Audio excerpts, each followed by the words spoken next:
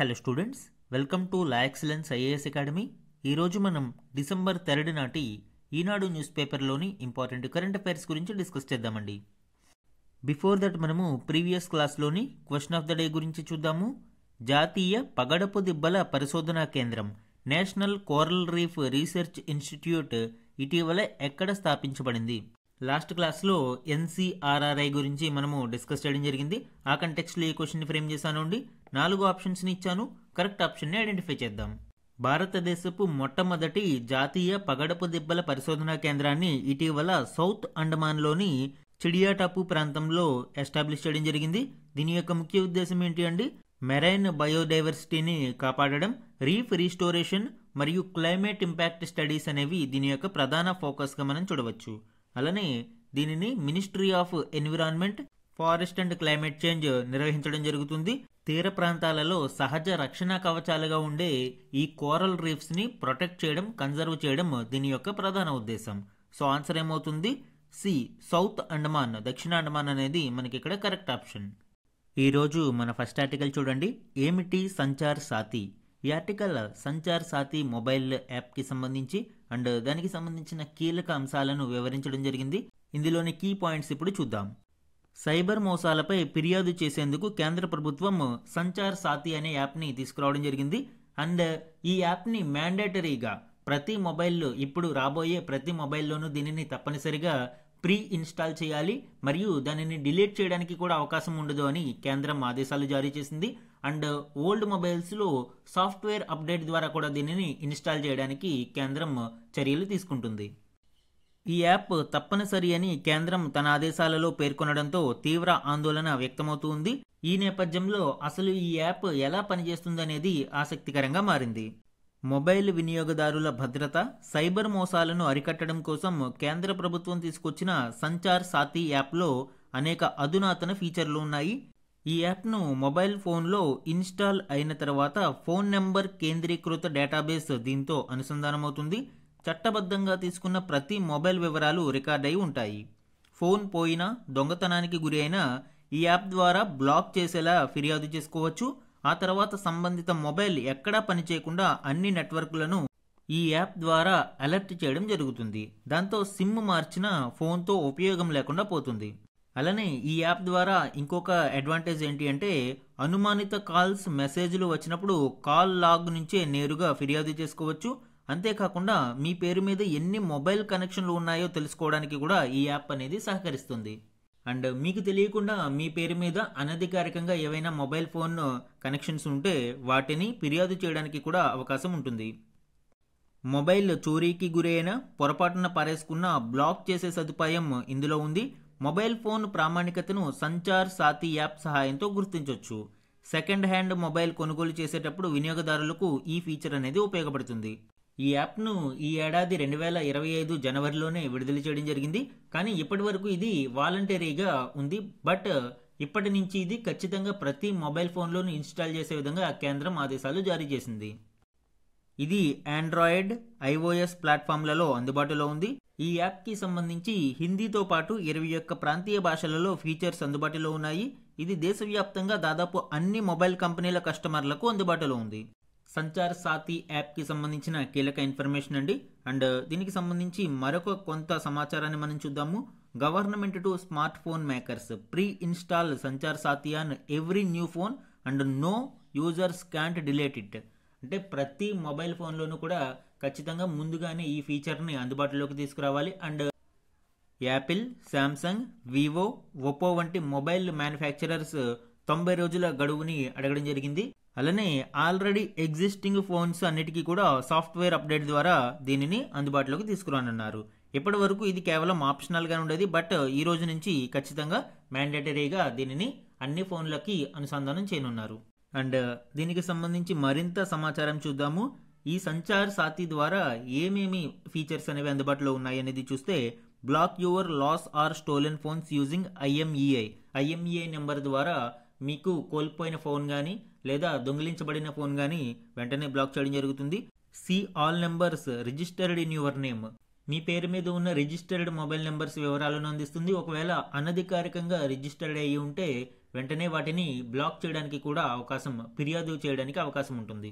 Report fraud calls SMS WhatsApp via Chakshu అనే feature ద్వారా cyber నేరాలను అరికట్టడం కోసం ఫ్రాడ్ కాల్స్, ఫ్రాడ్ SMSలు మరియు వాట్సాప్ వంటి వాటి సమాచారాన్ని రిపోర్ట్ చేయడానికి అవకాశం ఉంటుంది. అండ్ ప్రస్తుత గణాంకాలని చూస్తే అరౌండ్ 37 లక్షల స్టోలెన్ ఫోన్స్ని ఇది బ్లాక్ చేయడం జరిగింది. అలానే 3 కోట్ల ఫ్రాడ్లెంట్ సిమ్స్ని టెర్మినేట్ చేయడం కూడా జరిగింది. అండ్ చక్షు ఫీచర్ గురించి కూడా మనం చూద్దామండి. చక్షు ద్వారా ఫేక్ ఇన్వెస్ట్మెంట్ కాల్స్ని, KYC స్కామ్ SMSలని, ఫేక్ పోలీస్ గవర్నమెంట్ ఇంపర్సనేషన్ అంటే మనకి ఇప్పుడు సైబర్ నేరాలతో పాటు ఇటీవల కాలంలో డిజిటల్ అరెస్ట్ లాంటివి ఎక్కువ అవుతున్నాయి. ఇలాంటి వాటిని రిపోర్ట్ చేయడానికి ఫిషింగ్ లింక్స్, మాలిషియస్ APKs లాంటి వాటిని వెంటనే మనకి ఇటీవల కాలంలో SBI అనే ఒక APK ఫైల్ వాట్సాప్ ద్వారా వాటిల్లో వస్తూ ఉంటుంది. వన్స్ అది క్లిక్ చేస్తే ఆటోమేటిక్గా మన వ్యక్తిగత సమాచారంతో పాటు బ్యాంకు ఖాతాలలోని డబ్బును కూడా కోల్పోతూ ఉన్నాము. కాబట్టి ఇలాంటి వాటిని ఇమీడియట్గా రిపోర్ట్ చేయడం కోసం ఈ చక్షు అనే ఫీచర్ని తీసుకురావడం జరిగింది. చక్షు అంటే హిందీలో ఐ, కన్ను అనే అర్థం. కాబట్టి ఇది ఒక యాంటీ ఫ్రాడ్ ఐ లాగా మనము చూడవచ్చు. ఎప్పటికప్పుడు గమనిస్తూ ఉంటుంది ఫ్రాడ్ జరిగే వాటిని, ఫ్రాడ్ మెసేజెస్, ఫ్రాడ్ కాల్స్ ఇలాంటి వాటిని ఎప్పటికప్పుడు ఇది గమనిస్తూ ఉంటుంది. అయితే ఇక్కడ మనము సైబర్ క్రైమ్ జరిగిన వాటికి రిపోర్ట్ చేయడానికి ఇందులో అవకాశం ఉండదు. దానికి national cyber crime reporting portal అని ఉంటుంది, దానిలో రిపోర్ట్ చేయాల్సి ఉంటుంది. ఇది ఓన్లీ ఇలా సైబర్ మోసాలు జరిగే అవకాశం ఉన్న ఫ్రాడ్లెంట్ కాల్స్ అండ్ మెసేజెస్ని రిపోర్ట్ చేయడానికి మాత్రమే ఉంటుంది. సో ఇది సంచార్ సాథీ యాప్కి సంబంధించిన డీటెయిల్డ్ ఇన్ఫర్మేషన్ అండి. మన నెక్స్ట్ ఆర్టికల్ చూడండి. దేశంలో ప్రతి 811 మందికి ఒక డాక్టరు. ఈ ఆర్టికల్ భారతదేశంలో పాపులేషన్ టు డాక్టర్ రేషియో గురించి వివరించడం జరిగింది. ఇందులో కీ పాయింట్స్ ఇప్పుడు మనం డిస్కస్ చేద్దాం. WHO యొక్క ఐడియల్ పాపులేషన్ రేషియో మనం చూస్తే, అంటే డాక్టర్ టు పీపుల్ ఎంతమంది ఉండాలి అనేది చూస్తే అట్లీస్ట్ ప్రతి 1000 మందికి ఒక డాక్టర్ ఉండాలి అనేది WHO యొక్క రికమెండేషన్. అంటే ఇది ఎగ్జాక్ట్ ఫిగర్ కాదు, బట్ ఒక ఐడియల్ ఫిగర్గా WHO చెప్తూ ఉంటుంది. అయితే భారతదేశంలో WHO స్టాండర్డ్స్ కంటే మెరుగ్గా ప్రతి 811 మందికి ఒక డాక్టర్ ఉండడం జరిగింది. దీనికి సంబంధించిన గణాంకాలను ఇటీవల కేంద్ర ప్రభుత్వం వెల్లడించింది. దేశంలో ప్రతి 811 మంది ప్రజలకు ఒక అర్హత కలిగిన వైద్యుడు ఉన్నట్లు కేంద్ర ప్రభుత్వం పార్లమెంటుకు తెలిపింది. అలోపతి పద్ధతిలో చికిత్స చేసే వైద్యులు దేశంలో 13,88,185 మంది ఉండగా, ఆయుష్ వైద్య విధానంలో రిజిస్టర్ అయిన వారు 7,51,765 మంది ఉన్నారు అని కేంద్ర ఆరోగ్య శాఖ మంత్రి రాజ్యసభకు వివరించారు. అండ్ రిజిస్టర్ అయిన అల్లోపతి మరియు ఆయుష్ వైద్యులలో మనము ఓన్లీ 80% మందిని అందుబాటులో ఉన్నారని భావించినా కూడా డాక్టర్ టు పాపులేషన్ రేషియో భారతదేశంలో 1:811 నిష్పత్తిలో ఉన్నారు అని ఆయన వెల్లడించారు. అదేవిధంగా దేశంలో UG, PG వైద్య కళాశాలల సంఖ్య గణనీయంగా పెరిగింది అని కేంద్ర ఆరోగ్య శాఖ మంత్రి JP నడ్డా తెలిపారు. వైద్య కళాశాలల సంఖ్య 2014 నుంచి ఇప్పటి వరకు 387 నుంచి 818కి పెరిగింది అని, అలాగే UG మెడికల్ సీట్ల సంఖ్య 51,148 నుంచి 1,28,875కు పెరిగింది అని ఆయన వివరించారు. PG వైద్య సీట్ల సంఖ్య 31,185 నుంచి 82,059కి పెరిగింది అని వెల్లడించారు. వైద్య సేవలు అందుబాటులో లేని గ్రామీణ, గిరిజన ప్రాంతాలలో డాక్టర్ల సంఖ్యను పెంచడానికి ప్రభుత్వం పలు చర్యలు చేపట్టింది అని తెలిపారు. ప్రస్తుతం అందుబాటులో ఉన్న జిల్లా రెఫరల్ ఆసుపత్రులకు అనుబంధంగా 157 వైద్య కళాశాలలకు అనుమతి ఇవ్వగా వాటిలో 137 పనిచేస్తున్నాయని చెప్పారు. గ్రామీణ ప్రజానీకానికి సరి అయిన వైద్య సేవ అందించడానికి MBBS పాఠ్య ప్రణాళికలో ఫ్యామిలీ అడాప్షన్ ప్రోగ్రాం పొందుపరిచామని మంత్రి వివరించారు. అండ్ ఈ ఫ్యామిలీ అడాప్షన్ ప్రోగ్రాం గురించి కూడా మనం డిస్కస్ చేద్దామండి. It is a mandatory initiative for MBBS students in India. భారతదేశంలో MBBS చేయాలనుకునే ప్రతి విద్యార్థికి ఇది తప్పనిసరిగా కరికులంలో నిర్వహించడం జరుగుతుంది. దీని ప్రకారం first year MBBS students at least 3 to 5 ఫ్యామిలీస్ని 3 సంవత్సరాల పాటు అడాప్ట్ చేసుకోవాల్సి ఉంటుంది. కమ్యూనిటీ బేస్డ్ లెర్నింగ్ అంటే ఇది పుస్తకాల నుంచి నేర్చుకునేది కాదు. వీళ్ళు అడాప్ట్ చేసుకునే ఫ్యామిలీల నుంచి ఆ ఫ్యామిలీలలో వచ్చే వారి యొక్క ఆరోగ్య పరిస్థితులు, ఈ 3 సంవత్సరాలలో ఎదురయ్యే రోగాలు, ఇలాంటి వాటిని ఫస్ట్ హ్యాండ్ ఎక్స్పీరియన్స్ కోసం ఈ అడాప్షన్ ప్రోగ్రామ్ అనేది తీసుకురావడం జరిగింది. దీని యొక్క ప్రధాన ఉద్దేశం ఏంటి? స్టూడెంట్స్ని ఇమ్మర్స్ ఇన్ కమ్యూనిటీ హెల్త్, విద్యార్థులకు కమ్యూనిటీ హెల్త్ మీద అవగాహనను కల్పించడం మరియు ఫోస్టర్ సోషల్ రెస్పాన్సిబిలిటీ, సామాజిక బాధ్యతను పెంపొందించే విధంగాను, మరియు క్రియేట్ కమ్యూనిటీ ఓరియంటెడ్ డాక్టర్స్, సమాజానికి తగ్గట్లుగా డాక్టర్లను మనము తయారు చేసుకునే విధంగా ఈ కార్యక్రమాన్ని రూపొందించడం జరిగింది. ఎందుకంటే ఎప్పుడైతే వాళ్ళు డైరెక్ట్గా ఈ బాధలను, రోగులను చూస్తారో వాళ్ళ యొక్క ఆలోచన దృక్పథం అనేది క్లాస్ రూమ్లో మారుతుంది. లేదంటే ఎంతసేపు పుస్తకాలు, ల్యాబ్లు వీటిలోనే గడిచిపోతే ఫస్ట్ హ్యాండ్ ఎక్స్పీరియన్స్ అనేది మిస్ అవుతుంది. ఇందులో స్టూడెంట్స్ యొక్క బాధ్యతలు ఏంటి, రెస్పాన్సిబిలిటీస్ ఏంటి? ఫ్యామిలీ హెల్త్ మానిటరింగ్, వీళ్ళు అడాప్ట్ చేసుకున్న ఫ్యామిలీలను ఎప్పటికప్పుడు వారి ఆరోగ్యాన్ని మానిటర్ చేస్తూ ఉండాలి. And facilitating care and access, ఎప్పటికప్పుడు వారికి సమస్యలు ఏదైనా ఎదురైతే తగిన చికిత్సను మరియు జాగ్రత్తలను అందించాల్సిన అవసరం ఉంది.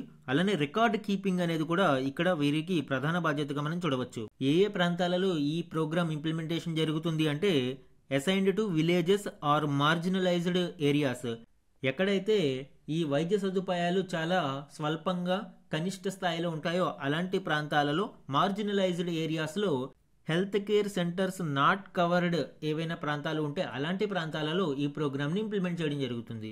దీనివలన అడ్వాంటేజెస్ ఏంటండి? ఎక్స్పెక్టెడ్ అవుట్కమ్స్ని మనం చూస్తే for students communication skills, first hand health care challenges, ఇక్కడ రోగులతో భావ వ్యక్తీకరణ, కమ్యూనికేషన్ అనేది బాగా బలపడుతుంది. అలానే first hand health care challenges అనేవి అర్థమవుతాయి. And for community improved outcomes, understand health care access, వైద్య సదుపాయాలు లేని గ్రామాలకు వైద్య సదుపాయాలు అందించడం జరుగుతుంది. And for health care system అంటే ఓవరాల్ మనం అబ్జర్వ్ చేస్తే సోషల్ రెస్పాన్సిబుల్ డాక్టర్స్ మరియు హెల్త్ గోల్స్ అనేవి ఇంప్రూవ్ అవ్వడం మనం చూడవచ్చు. మన నెక్స్ట్ ఆర్టికల్ చూడండి. 2 దశల్లో జనగణన 2026 ఏప్రిల్ నుంచి 2027 ఫిబ్రవరి వరకు నిర్వహిస్తాం, కేంద్ర ప్రభుత్వం వెల్లడి. ఈ ఆర్టికల్ కమింగ్ సెన్సస్ ప్రక్రియకి సంబంధించిన కీలక ఇన్ఫర్మేషన్ గురించి వివరించడం జరిగింది. ఇందులోని ఇంపార్టెంట్ పాయింట్స్ ఇప్పుడు చూద్దాం. దేశంలో జనగణనను 2 దశల్లో నిర్వహించనున్నట్లు కేంద్ర ప్రభుత్వం వెల్లడించింది. 2026 ఏప్రిల్ నుంచి సెప్టెంబర్ మధ్య మొదటి దశను, 2027 ఫిబ్రవరిలో రెండవ దశను జనగణన జరుగుతుంది అని మంగళవారం లోక్సభకు తెలిపింది. లోక్సభలో అడిగిన ఒక ప్రశ్నకు సమాధానం ఇస్తూ హోంశాఖ సహాయ మంత్రి ఈ వివరాలను వెల్లడించారు. అదే సమయంలో కుల గణనను కూడా చేపట్టనున్నట్లు మంత్రి తెలిపారు. ఈ సెన్సస్ ప్రక్రియలోని మొదటి దశలో గృహాల లిస్టింగ్ గణన 2026 ఏప్రిల్ నుంచి సెప్టెంబర్ మధ్య జరుగుతుంది. అండ్ రెండవ దశలో జనాభా లెక్కల సేకరణ 2027 ఫిబ్రవరి నుంచి మార్చి వరకు జరుగుతుంది. అయితే ఇందులో కొన్ని డీవియేషన్స్ను కూడా మనం చూడవచ్చు. లడాక్, జమ్మూ కాశ్మీర్, హిమాచల్ ప్రదేశ్, ఉత్తరాఖండ్ రాష్ట్రాలలోని ప్రతికూల వాతావరణ ప్రాంతాలలో జనగణన 2026 సెప్టెంబర్ అక్టోబర్ 1 మధ్య జరగనుంది. అండ్ హోంశాఖ సహాయ మంత్రి గారు మరో ప్రశ్నకు సమాధానం ఇస్తూ ఈ ఏడాది ఏప్రిల్ 30న రాజకీయ వ్యవహారాల కేబినెట్ కమిటీ నిర్ణయించిన విధంగానే కులగణనను కూడా జనాభా గణనలోనే జరుగుతుంది అని వివరించారు. అంటే along with population census, caste census కూడా ఇప్పుడు నిర్వహించనున్నారు. అండ్ ఈ సెన్సస్ ప్రక్రియలో 30 ప్రశ్నలతో వివరాలను సేకరించనున్నారు. వివిధ మంత్రిత్వ శాఖలు, విభాగాలు, సంస్థలు సెన్సస్ డేటా యూజర్ల నుంచి వచ్చిన సలహాలు, సూచనలు ఆధారంగా సుమారు 30కి పైగా ప్రశ్నలతో జనగణన పత్రాన్ని రూపొందించినట్లు మంత్రి వివరించారు. కొన్ని శాంపిల్ క్వశ్చన్స్ గురించి ఇక్కడ మనం చూస్తే సర్వేలో ఫోన్లు, ఇంటర్నెట్, వాహనాలు like cycle, scooter, bike, car, jeep, van, గృహోపకరణాలు అంటే రేడియో, టీవీ వంటి వస్తువుల యాజమాన్యం గురించి ప్రజలను అడగనున్నారు. వీటితో పాటు తృణధాన్యాల వినియోగం, తాగునీటి వనరులు, మరుగుదొడ్ల వాడకం, వంటగది సౌకర్యాలు, వంటకు వినియోగించే ఇంధనం అంటే క్లీన్ ఫ్యూయల్నే వాడుతున్నారా లేదా ఇంకా వంట చెరుకు వంటి కట్టెలను వినియోగిస్తున్నారా లాంటి క్వశ్చన్లను అడగనున్నారు. వీటితో పాటు ఇంటి ఫ్లోరింగ్, గోడలు, పైకప్పు నిర్మాణం తీరు, నివాసితుల సంఖ్య, గదుల సంఖ్య, ఇంటి యజమాని గురించి ప్రశ్నలు ఉంటాయి. అండ్ ఈ సెన్సస్ ప్రక్రియ అంతా కూడా డిజిటల్ విధానంలో నిర్వహించనున్నారు అండి. ఈ దఫా జనాభా లెక్కింపు డిజిటల్ విధానంలో నిర్వహించనున్నట్లు కేంద్ర మంత్రి వెల్లడించారు. మొబైల్ యాప్ల ద్వారా జనాభా లెక్కల సమాచారాన్ని సేకరిస్తామని, స్వీయ గణనకు ఇది ఎంతో ఉపయోగకరంగా ఉంటుంది అని చెప్పారు. అంటే సెల్ఫ్ అసెస్మెంట్కి కూడా ఇక్కడ అవకాశం కల్పించనున్నారు. మన దేశంలో సాధారణంగా 10 ఏళ్లకోసారి జనగణన నిర్వహిస్తారు. ఆఖరిగా 2011లో జనాభా లెక్కలు సేకరించారు. కానీ కోవిడ్ కారణంగా 2021లో నిర్వహించాల్సిన జనగణనకు ఆటంకం ఏర్పడింది. అందువలన అప్పుడు పోస్ట్పోండ్ అయిన జనగణన ప్రక్రియను ఇప్పుడు నిర్వహించడానికి కేంద్రం చర్యలు చేపట్టింది. ఇది సెన్సస్ ప్రక్రియకి సంబంధించిన కీలక విషయాలు అండి. సెన్సస్కి సంబంధించి హిస్టారికల్ బ్యాక్గ్రౌండ్ అండ్ భారతదేశంలో సెన్సస్ ప్రక్రియ యొక్క ఎవల్యూషన్ గురించి ప్రీవియస్ క్లాసెస్లో మనం డిస్కస్ చేయడం జరిగింది. ఇన్ కేస్ ఎవరైనా అవి మిస్ అయ్యి ఉంటే ఒకసారి వాటిని కూడా చూడండి. మన నెక్స్ట్ ఆర్టికల్ చూడండి. స్వదేశీ యుద్ధ విమాన ఎస్కేప్ వ్యవస్థ పరీక్ష విజయవంతం.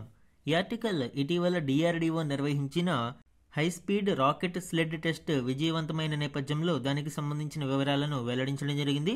ఇందులోని కీ పాయింట్స్ ఇప్పుడు చూద్దాం. యుద్ధ విమానంలో సాంకేతిక లోపం తలెత్తినప్పుడు దాని నుంచి బయటపడేందుకు పైలట్కు సహాయపడే ఎస్కేప్ వ్యవస్థను DRDO విజయవంతంగా పరీక్షించింది. పైలట్ను క్షేమంగా వెలుపలికి తీసుకురావడం సహా భద్రతకు సంబంధించిన కీలక అంశాలను ఈ సందర్భంగా ధృవీకరించుకున్నట్లు రక్షణ మంత్రిత్వ శాఖ తెలిపింది. దీంతో సొంతంగా ఇలాంటి పరీక్ష సామర్థ్యాన్ని కలిగిన అతి కొద్ది దేశాల సరసన భారత్ చేరింది. చాలా తక్కువ దేశాలకు మాత్రమే ఈ సాంకేతికత ఉంది అండి. Like United States, Russia, France, UK, China ఇలా అతి కొద్ది దేశాలలో మాత్రమే ఈ ఎస్కేప్ సిస్టమ్ అనేది డెవలప్ అయి ఉంది. అండ్ ప్రస్తుతం భారతదేశం ఈ పరీక్ష విజయవంతం అవడంతో ఈ ఎలైట్ క్లబ్లో జాయిన్ అయింది. High speed rocket sled test అనే ఈ పరీక్షను చండీగఢ్లోని DRDOకు చెందిన టెర్మినల్ బాలిస్టిక్ రీసెర్చ్ ల్యాబ్లో నిర్వహించడం జరిగింది. ఇందులో తేజాస్ యుద్ధ విమానానికి సంబంధించిన ముందు భాగాన్ని ఉపయోగించారు. దీనికి ఘన రాకెట్ మోటార్లను అమర్చారు. కాక్పిట్లో ఒక బొమ్మ పైలట్ను అమర్చారు. ఈ వ్యవస్థ మొత్తాన్ని జంట రైలు పట్టాలపై ఉంచారు. రాకెట్ మోటార్లను దశల వారీగా మండించడం ద్వారా నియంత్రిత పద్ధతిలో ఆ విమాన నమూనాను పట్టాలపై వేగంగా దూసుకెళ్లేలా చేశారు. అంటే ఒక యుద్ధ విమానం ఎయిర్లో ఏ విధంగా అయితే మూవ్ అవుతుందో అదే డెమాన్స్ట్రేషన్ని ఇక్కడ రైలు పట్టాలపై నిర్వహించడం జరిగింది. గంటకు 800 కిలోమీటర్ల వేగం వద్ద ఈ ఎస్కేప్ వ్యవస్థను పరీక్షించారు. ఇందులో కాక్పిట్ పై ఉన్న గాజు తొడుగు ముక్కలు కావడం, కాక్పిట్లో నుంచి పైలట్ సీటు దూసుకురావడం, ఆ వెంటనే పారాచూట్ విచ్చుకుని పైలట్ సురక్షితంగా బయటపడడం ఇవన్నీ కూడా ఒక సీక్వెన్షియల్ ఆర్డర్లో జరిగాయి. అండ్ ఇలాంటి పరిస్థితులలో ఎదురయ్యే ఏరోడైనమిక్ ఫోర్సెస్, త్వరణం వంటి వాటిని పరిశోధకులు నమోదు చేయడం జరిగింది. వీటిని ప్రస్తుత భవిష్యత్తులో రూపొందించబోయే యుద్ధ విమానాల కోసం స్వదేశీ ఎస్కేప్ పరిజ్ఞానాలను అభివృద్ధి చేయడానికి ఉపయోగిస్తారు. అండ్ రక్షణ రంగంలో స్వయం ప్రతిపత్తి సాధన దిశగా ఇది ఒక పెద్ద మైలురాయి అని రక్షణ మంత్రి రాజ్నాథ్ సింగ్ గారు కొనియాడడం కూడా మనం చూడవచ్చు. సో ఇప్పుడు భారతదేశం తన యుద్ధ విమానాల తయారీ కోసం స్వదేశీ ఎస్కేప్ సిస్టమ్ని విజయవంతంగా పరీక్షించింది. మన నెక్స్ట్ ఆర్టికల్ చూడండి. టారిఫ్లున్న ప్రపంచం రాణిస్తుంది. ఈ ఏడాది వృద్ధిని పెంచిన OECD Organisation for Economic Cooperation and Development OECD సంస్థ 1961లో ఏర్పాటు చేయడం జరిగింది. ప్రపంచవ్యాప్తంగా ఎకనామిక్ ప్రోగ్రెస్ని ప్రమోట్ చేయడం మరియు వాణిజ్యాన్ని ప్రమోట్ చేయడం కోసం దీనిని ఎస్టాబ్లిష్ చేయడం జరిగింది. సుమారు 38 సభ్య దేశాలు ఇందులో భాగస్వాములుగా ఉన్నాయి. ఈ OECD ఇంటర్నేషనల్ గవర్నమెంటల్ ఆర్గనైజేషన్ ఇచ్చిన నివేదిక ప్రకారం ఇటీవల అమెరికా అధ్యక్షుడు డొనాల్డ్ ట్రంప్ వాణిజ్య యుద్ధాలను ప్రారంభించడంతో అనిశ్చితులు ఏర్పడినా కూడా ప్రపంచ ఆర్థిక వ్యవస్థ మాత్రం ఆశ్చర్యకర రీతిలో రాణించనుంది అని, ఆ మేరకు ఈ ఏడాదికి అంతర్జాతీయ అమెరికా ఆర్థిక వృద్ధిని 38 దేశాలతో కూడిన ఈ OECD అంచనాలను పెంచింది. ఈ నివేదిక ప్రకారం ప్రపంచ ఆర్థిక వృద్ధి 3.2% నమోదవుతుంది అని తాజాగా పేర్కొంది. 2024లోని 3.3%తో పోలిస్తే తగ్గినప్పటికీ 2025 ఏడాదికి గాను జూన్లో అంచనా వేసిన 2.9% కంటే ఇది అధికం కావడం విశేషం. అంటే మనకి ఈ OECD అంచనా 2025లో 3.2%గా ఉండనుంది అని అంచనా వేసింది. 2024లో ఇది 3.3%గా ఉంది. అండ్ దీనిలో కొంత తగ్గుముఖం మనం చూసినప్పటికీ కూడా ఈ ఏడాది జూన్లో ఎస్టిమేషన్ ఎంత వేశారంటే 2.9%గా అంచనా వేశారు. కానీ ఇప్పుడు ఉన్న ప్రోగ్రెస్ ప్రకారం 3.2%కి చేరనుంది అని OECD నివేదిక వెల్లడించడం మనం చూడవచ్చు. అండ్ అమెరికన్ ప్రోగ్రెస్ గురించి ఇక్కడ చూస్తే అమెరికా వృద్ధి అంచనాలను సైతం జూన్ నాటి 1.6%తో పోలిస్తే 2%కి సవరించింది. వృద్ధి అంచనాను పెంచిన 2024లో ఆ అగ్రరాజ్యం కనబరిచిన 2.8% కంటే ఇది తక్కువే. యుఎస్ 2024లో 2.8% వృద్ధిని అందుకుంది. కానీ 2025లో మాత్రం 2% మాత్రమే పరిమితం కానుంది అని ఓఈసీడీ అంచనా వేస్తుంది. అదేవిధంగా చైనా యొక్క ప్రోగ్రెస్ చూస్తే ఈ ఏడాది కూడా 2024లోని 5% వృద్ధినే కొనసాగిస్తుంది అని ఓఈసీడీ తెలిపింది. ఇక భారతదేశం విషయానికి వస్తే ఓఈసీడీ ఈ ఏడాది 6.5% భారతదేశం వృద్ధిని సాధిస్తుంది అని అండ్ తద్వారా ప్రపంచంలోనే అత్యంత వేగవంతమైన ప్రధాన ఆర్థిక వ్యవస్థగా భారత్ కొనసాగుతుంది అని అంచనా వేస్తుంది. సో ఇవి ప్రపంచ ఆర్థిక వృద్ధి మీద ఓఈసీడీ నివేదిక యొక్క అంచనాలు. ఈరోజు ఇంపార్టెంట్ వన్ లైనర్ కరెంట్ అఫైర్స్ని చూడండి. దేశీయంగా 2025 నవంబర్లో జీఎస్టీ స్థూల వసూళ్లు 1,70,276 కోట్లుగా నమోదయ్యాయి. 2024 నవంబర్ నాటి 1,69,016 కోట్లతో పోలిస్తే ఇవి కేవలం 0.7% మాత్రమే వృద్ధిని సాధించాయి. 2025 అక్టోబర్లో 1.95 లక్షల కోట్ల పన్నులు కింద వసూలయ్యాయి. కానీ నవంబర్ నాటికి మాత్రం తగ్గుముఖం పట్టడం చూడవచ్చు. జీఎస్టీ 2.0 రిఫార్మ్స్ అమలవుతున్న నేపథ్యంలో జీఎస్టీ కొంత తగ్గుముఖం పట్టడం మనం ఇక్కడ గమనించాలి. నెక్స్ట్ ఇంపార్టెంట్ వన్ చూడండి. దీర్ఘశ్రేణి సూపర్ సోనిక్ క్రూజ్ క్షిపణి బ్రహ్మోస్ను భారత సైన్యం 2025 డిసెంబర్ 1న విజయవంతంగా పరీక్షించింది. బంగాళాఖాతం వెంట ఒక ప్రయోగ వేదిక నుంచి ఈ అస్త్రం దూసుకెళ్లింది. సైన్యంలోని దక్షిణ విభాగానికి చెందిన బ్రహ్మోస్ యూనిట్ దీనిని చేపట్టింది. అండమాన్ నికోబార్లోని త్రివిధ దళాల విభాగం సమన్వయంతో ఇది సాగింది. అండ్ నెక్స్ట్ వన్ చూడండి. కృష్ణా బోర్డు చైర్మన్గా ఎస్ బిస్వాస్ను నియమిస్తూ కేంద్ర జలశక్తి శాఖ డిసెంబర్ 1న ఉత్తర్వులు జారీ చేసింది. కేంద్ర జల సంఘం చైర్మన్గా అనుపమ్ ప్రసాద్కు అదనపు బాధ్యతలు అప్పగించింది. మేబీ పర్సనల్ న్యూస్లో ఇవి ఇంపార్టెంట్ అండి. Next one. ఇప్పటి వరకు మానవ సహిత యుద్ధ విమానాలు రాడార్ గైడెన్స్తో మరో లక్ష్యాన్ని నేలకొల్చగా తొలిసారిగా ఒక డ్రోన్ ఈ సత్తాను చాటింది. తుర్కియేకి చెందిన మానవరహిత యుద్ధ విమానం కిజిలెల్మా ఈ ఘనతను సాధించింది. ఇప్పటి వరకు మనకి డ్రోన్స్ అనేవి ఏదైనా ఒక టార్గెట్ను అటాక్ చేయడానికి మాత్రమే ఉపయోగించేవారు. కానీ ఇప్పుడు air Born targets like flights కావచ్చు అండ్ అదర్ డ్రోన్స్ కావచ్చు, ఇలాంటి వాటిని గాలిలోనే నేలకొల్చే విధంగా ఒక నూతన డ్రోన్ టెక్నాలజీని తుర్కియే పరీక్షించింది. కిజిలెల్మా ఈ యుఏవి అనేది ఈ ఘనతను సాధించడం చూడవచ్చు. సినోప్ ఫైరింగ్ రేంజ్ వద్ద సాగర జలాలపై ఈ పరీక్ష జరిగింది. ఇందులో కిజిలెల్మా డ్రోన్కు జెట్ ఇంజిన్తో నడిచే ఒక గగనతల లక్ష్యాన్ని నేలకూల్చే బాధ్యతను అప్పచెప్పారు. ఈ మానవరహిత యుద్ధ విమానంలో మురాద్ ఏఈఎస్ఏ రాడార్ ఉంది. ఇది చాలా దూరంలోని లక్ష్యాలను ఎప్పటికప్పుడు పరిశీలించగలదు. తుర్కియే ఈ సాంకేతికతను సాధించింది. అయితే దీనివలన భారత్కు ఆందోళన కలిగించే అంశం ఏంటి? తుర్కియే మరియు పాకిస్తాన్ చాలా క్లోజ్ రిలేషన్స్ని కలిగి ఉన్నాయి. అలానే ఇటీవల పాకిస్తాన్, బంగ్లాదేశ్, తుర్కియే ఒక క్లోజ్ నెక్సెస్ని కలిగి ఉన్నాయి. కాబట్టి ఇలాంటి నేపథ్యంలో తుర్కియే ఈ ఘనతని సాధించడం, ఈ టెక్నాలజీ పాకిస్తాన్ లేదా బంగ్లాదేశ్ల నుంచి భారతదేశం మీద ప్రయోగించడానికి కూడా అవకాశం ఉంది. కాబట్టి భారతదేశం దీనికి సరి అయిన డిఫెన్స్ సిస్టమ్స్ను ఇప్పటి నుంచే తయారు చేసుకోవాల్సిన అవసరం ఎంతైనా ఉంది. సో ఇవి ఈరోజు ఇంపార్టెంట్ ఆన్లైనర్ కరెంట్ అఫైర్స్ అండి. ఈరోజు మన క్వశ్చన్ ఆఫ్ ద డే గురించి చూడండి. ఇటీవల వార్తల్లో నిలిచిన చక్షు అనేది. ఈరోజు క్లాస్లో మనము చక్షు గురించి డిస్కస్ చేయడం జరిగింది. ఆ కంటెక్స్ట్లో ఈ క్వశ్చన్ ఫ్రేమ్ చేశాను. ఇక్కడ 4 ఆప్షన్స్ని ఇవ్వడం జరిగింది అండి. ఇందులో కరెక్ట్ ఆప్షన్ని ఐడెంటిఫై చేసి ఆన్సర్ని కామెంట్ సెక్షన్లో కామెంట్ చేయండి. ఇది ఈరోజు ఈనాడు న్యూస్ పేపర్లోని ఇంపార్టెంట్ కరెంట్ అఫైర్స్ మీద daily analysis. Thank you for watching.